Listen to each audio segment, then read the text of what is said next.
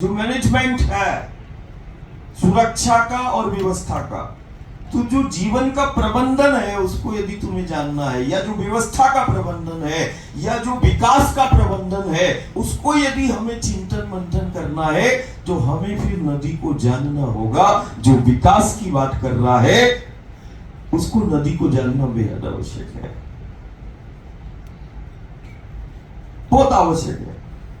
जो गांव नगर की प्रांत की व्यवस्था को जानना चाहता है, जो अपने प्रांत और राष्ट्र के विकास में योगदान देना चाहता है, उस युवा को नदी के उस विषय को जानना आवश्यक है।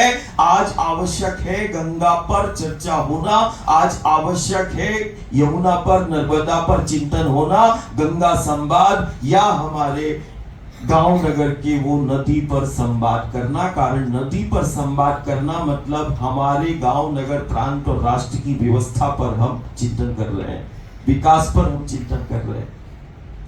हमें धर्म और अध्यात्म, ये दोनों चीजें हमारे लिए तो एक सिक्के के दोनों पहलू है, धर्म और अध्यात्म। आज बड़ी विडंबना है जब हम गांव नगर में जाते हैं तो वो जिस तरीके से संवाद होता है, और गांव नगर बटा हुआ है, विभिन्न प्रकार का जाति में बटा हुआ है, भाषाओं में बटा है, प्रांत में बटा है, बहुत खराब स्थिति है। मैं माँ को हाथ जोड़ता, मैंने कहा कितना सारा जाति का संघर्ष हो गया, पंथ में बट गया, फिर प्रांत में भी बट गया, फिर भाषा में भी बट गया। मैंने कहा माँ, जाति अलग हो सकती है, माटी तो हमारी एक है, माटी हमारी एक है। और जब हम माटी पर ध्यान केंद्रित करेंगे, धरा पर ध्यान केंद्रित करेंगे, गंगा नर्मदा पर इन शक्तियों पर हम ध्यान केंद्रित करेंगे, कारण हम ही है जो माटी को माँ कहते हैं।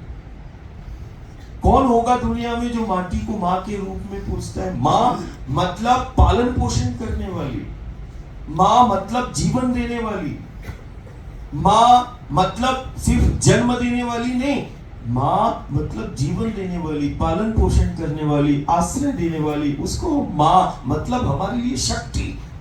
और गुजरात शक्ति साधना के लिए विख्यात है। शक्ति की, हम शक्ति की आराधना कर रहे हैं, हम शक्ति की साधना कर रहे हैं। ये व्रत नहीं, ये तो साधना है।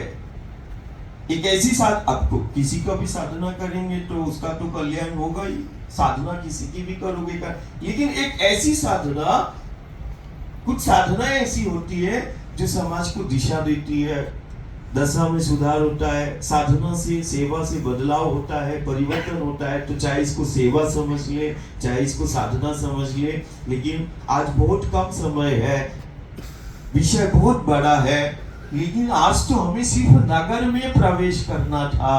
कारण नगर में ना जाने गुरु आज्ञा से कितना वर्ष से एक निष्काम भाव, तो मैंने बोल दिया, मैं उस भाव में आ गया।